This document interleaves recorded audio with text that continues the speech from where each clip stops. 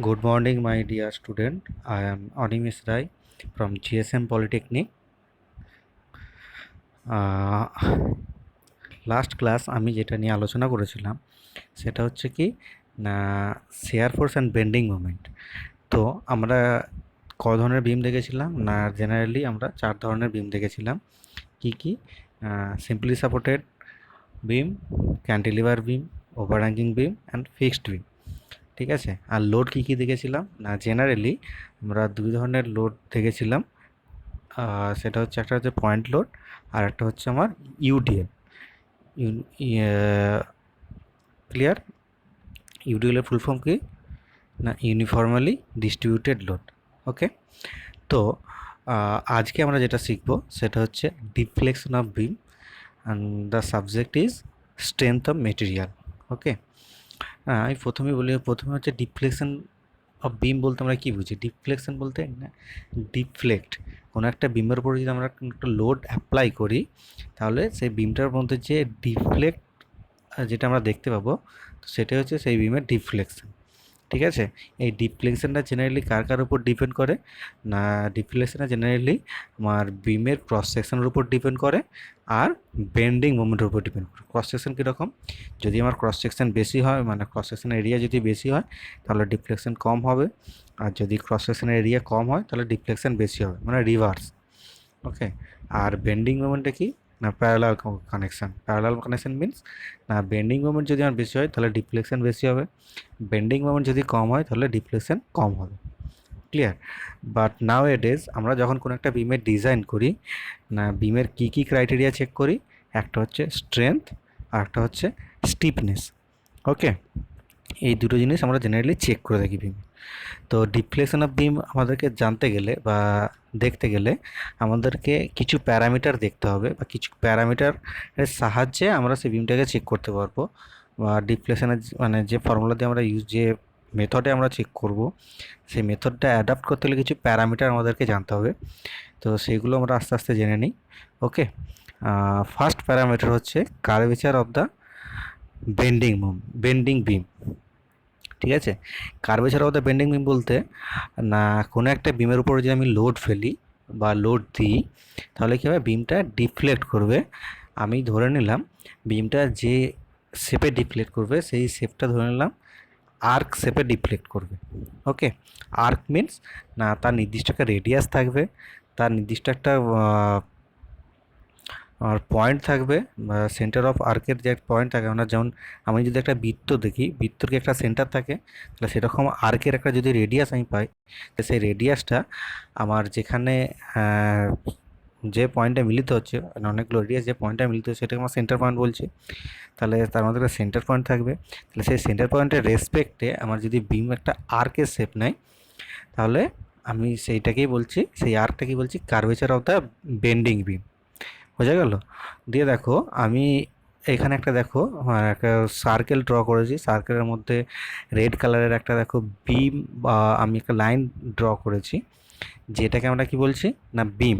ঠিক আছে। লাইনটা ধরো হচ্ছে এল, লাইনটা এ বি একটা লাইন, তার লেন্থ হচ্ছে এল। ওকে। অ্যাকচুয়ালি লাইনটা হচ্ছে এ সি বি, আমার এখানে সি লেখাটা ওঠেনি, যাই হোক এসিবি। ওকে। তাহলে আমি কনসিডার করে নিই নাও কনসিডারেশন। আমরা যদি ডিফ্লেকশন বার করতে যাই তাহলে আমি যেমন আমার বিফোর লোডিং আমার বিমটা কী ছিল না, এ সিড বি। ওকে। আফটার ডিফ্লেকশন আমার বিমটা আমার কী হয়ে গেছে, এ ডিবি কনসিডার করলাম, ধরে নিলাম। ঠিক আছে। তাহলে এই বিমের লেন্থ কী হবে না, আমার বিমের লেন্থ হচ্ছে এল, যে এল অফ এ বি বিমের। আর এম কি না, bending moment of the beam. ঠিক আছে। কনসিডার করলাম R equals to radius of the curvature of the bent of beam. Okay. আইটা কি না, moment of inertia. Moment of inertia আমরা জানি, এর আগের ক্লাস আমরা করে এসেছি আগের ইয়ারে। ইটা কি না, মডিউলাস অফ ইলাস্টিসিটি, এটা আমরা জানি স্ট্রেস বাই স্ট্রেন। ওকে। ওয়াইটা কি না, deflection of beam, that is না আমার সি থেকে ডি এর যে ডিস্টেন্সটা সেটাই হচ্ছে আমার deflection of beam. Okay. C ছিল কি আমার বিফোর লোডিং, আফটার লোডিং কী হয়েছে, ডি পয়েন্টে এসছে, সি পয়েন্টে আবার ডি পয়েন্টে চলে এসছে। ওকে, তাহলে যে ডিস্টেন্সটা ডিফ্লেক্ট করলো সেটাই হচ্ছে আমার ডিফ্লেকশন অফ বিম।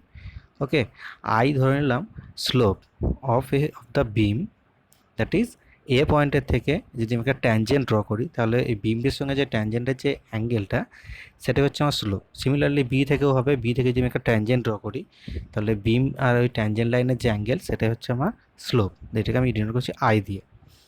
তাহলে দেখো from the geometry of the figure কি দেখতে পাচ্ছি আমরা, AC into CB equals to EC into CD. বুঝা গেল না? আমরা জিওমেট্রি অফ দ্য ফিগার থেকে কী পাচ্ছি, তাহলে AC into CB equals to CE বা ইসি ইন্টু সিডি। ওকে, তাহলে এসি সমান কি, আমরা জানি এবি সমান এল, তাহলে এসি সমান কি না L/2 অবভিয়াসলি, আর সিবি সমান কী হবে, তাহলে সিবি সমান L/2 হবে।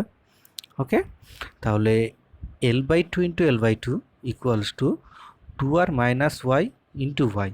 2r মাইনাস ওয়াই কেন বলছি না, আমার একটা টোটাল যদি আমি একটা সার্কেল ধরি তাহলে সার্কেলের আমার ডায়ামিটারটা কি 2r, সেজন্য 2r মাইনাস ওয়াই কেন, কারণ আমার টোটালটা 2r নয়, আমার সি পয়েন্টটা কোথায় আছে না নিচ থেকে ওয়াই ডিস্টেন্সে আছে, সেই জন্য মাইনাস ওয়াইটা বাদ দিয়ে দিলাম, ইন্টু সিডি কোথায়, সিডি আমার ওয়াই, ঠিক আছে, সিডি ডিস্টেন্সটা ওয়াই।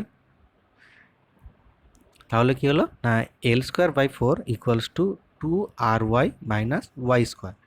আমি ওয়াইটাকে নেগলেক্ট করে দিলাম, ধরে নিলাম আমি ওয়াই স্কোয়ারটা নেই। ওকে, তাহলে কী হলো না L²/4 equals to 2RY। Clear? তাহলে ওয়াই সমান কী পাবো এখানে না, ওয়াই সমান পাবো L²/8R। এরপর আমরা একটা রিলেশনে আসি। ওকে, ওয়াই সমান L²/8R। ওকে, এটা একটা ইকুয়েশন হলো, এক নম্বর তোমার দেখতে পারো, এক নম্বর ইকুয়েশন এটা।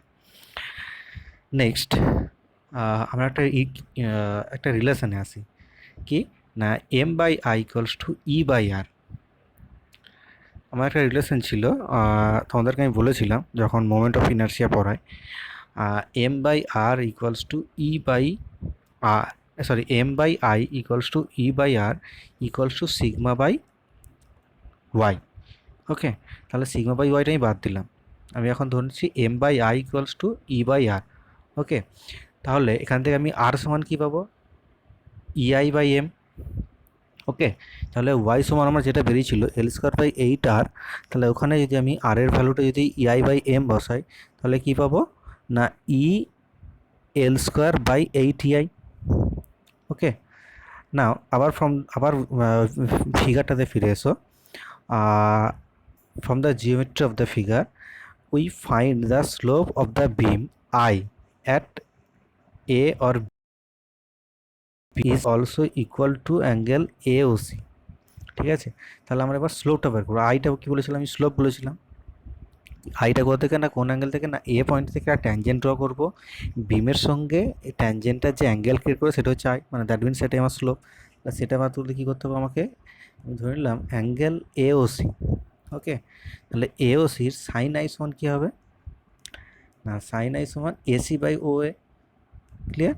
তাহলে এসি সমান কি, এসি সমান আমার হচ্ছে এল, আর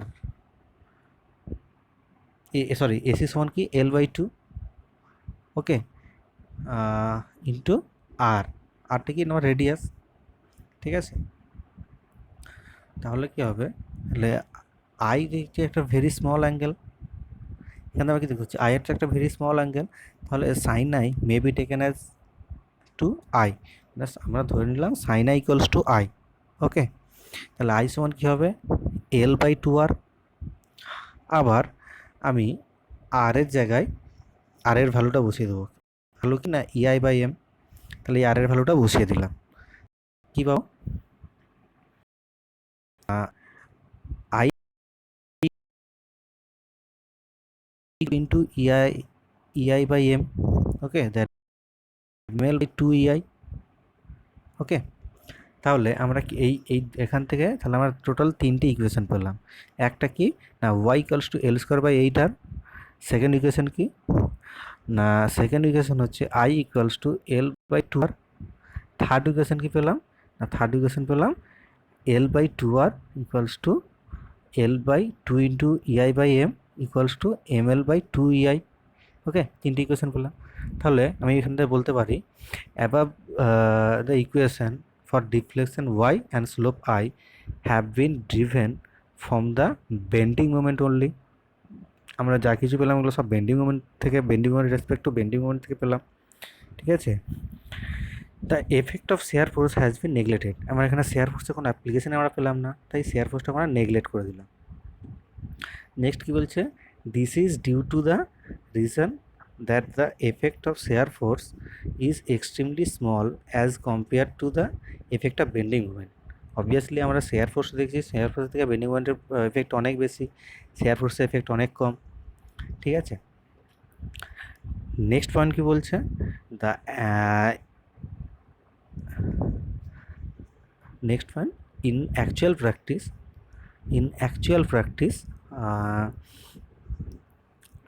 the bend into an arc circle only a few cases, ঠিক আছে। আমার বিমের যে বেন্ডিংটা হবে সেটা ফিউ কেসেসে হবে। কোন সেই কেসগুলো কী কী, ফার্স্ট কেস হচ্ছে the beam is uniform section, আমার বিমের সেকশন যদি ইউনিফর্ম হয় তাহলে আমার আর্ক কেস হবে, আর্ক তাহলে একটা কেস হবে যে আমার বেন্ডিং মোমেন্টটা আর্ক শেপ নেবে বা ডিফ্লেশনটা। আরেকটা কি না, the beam is subjected to a constant moment through out it's length, আমার বিমে যে মোমেন্ট আসবে সেটা থ্রু আউট ইটস লেন্থের মধ্যে আসবে, ঠিক আছে। আর কী হবে না, ইউনিফর্ম স্ট্রেন্থ থাকতে হবে, তাহলেই আমরা বলতে পারবো যে আমার বিমের যে ডিফ্লেকশন আছে সেটা, সেই ডিফ্লেকশনটা আর্ক শেপের হবে। বোঝা গেল, এটাই of the bending moment. Okay, আজকে এইটুকুই থাক। পরের দিন আমরা রিলেশন বিটুইন স্লোপ, ডিফ্লেকশন আর রেডিয়াস অফ কার্ভেচার নিয়ে আলোচনা করব, ঠিক আছে। ধন্যবাদ।